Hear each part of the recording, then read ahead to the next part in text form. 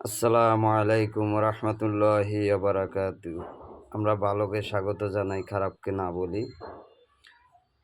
আল্লাহ পাক রব্বুল আলামিন আমাদেরকে সৃষ্টি করেছেন আল্লাহ পাকের সেবা করার জন্য এবং আল্লাহ পাকের ইবাদত করার জন্য। এই ইবাদতের মধ্যেই একটা ইবাদত আছে, সেটা হচ্ছে মা বাবার সেবা করা। আর এই মা বাবার সেবা করলে আপনার কোনো কিছুই বিফলে যাবে না, এবং মা বাবার দোয়া ব্যতীত আপনি সফল হওয়ারও সুযোগ নেই। তাই আপনারা সবাই মা বাবার খেদমত করবেন। যার মা বাবা দুনিয়াতে বেঁচে আছে আলহামদুলিল্লাহ, আর যার মা বাবা দুনিয়াতে নাই, আল্লাহ পাক রব্বুল আলামিন যেন ওনাদেরকে বেহেশতে নসিব করেন। ওনাদের জানা অজানা সকল গুনাহ যেন আল্লাহ মাফ করে দেন।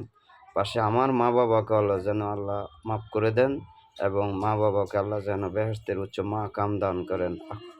আমিন। বিশেষ করে আপনাদের কাছে অনুরোধ করব দুই হাত জোর করে, সেটা হচ্ছে যে ভাই, দুনিয়াতে যদি মা বাবা বেঁচে থাকে, অন্তত পক্ষে মা বাবাকে কখনো কষ্ট দিয়েন না, কষ্ট দেওয়ার চেষ্টা করেন না। মা বাবার কষ্ট আল্লাহ পাক রব্বুল আলামিন সয় না এবং সহ্য করেন না।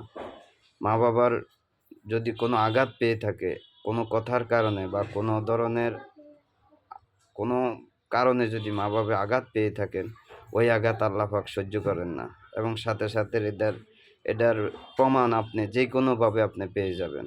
হয় অ্যাক্সিডেন্ট হতে পারে, বা আপনার সন্তানে অসুস্থ হইতে পারে, বা আপনার সন্তানের কোনো ঝামেলা থাকতে পারে, বা আপনার কোনো অফিসিয়ালি পেরেশানি থাকতে পারে, রাস্তাঘাটে আপনি কারোর সাথে ঝগড়াঝাটিতে জড়ায় যেতে পারেন।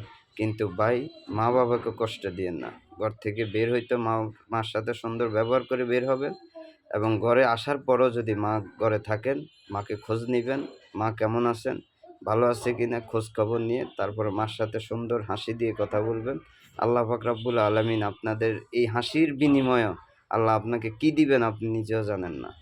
তাই মা বাবাকে কখনো কষ্ট দিয়েন না। যাদের মা বাবা দুনিয়াতে নাই, রাব্বির হামহুমা কামা রাব্বাইয়ানি সগীরা, আল্লাহুম্মা গফিরলি ওয়া লিওয়ালিদাইয়া রাব্বির হামহুমা কামা রাব্বাইয়ানি সগীরা, আল্লাহুম্মা গফিরলি ওয়াল মুমিনিন ওয়াল মুমিনাত ওয়াল মুসলিমিন ওয়াল মুসলিমাত, রাব্বানা তাকাব্বাল দুআ। আল্লাহ পাক রব্বুল আলামিন আমাদেরকে বুঝার এবং মা বাবার খেদমত করার মতো সেই তৌফিক দান করুক। আর মা বাবা যদি দুনিয়াতে বেঁচে না থাকেন, আমরা কবরস্থানে অন্তত গিয়ে হলো মা বাবাকে সালাম দিয়ে মা বাবার জন্য একটু দোয়া করে আসব।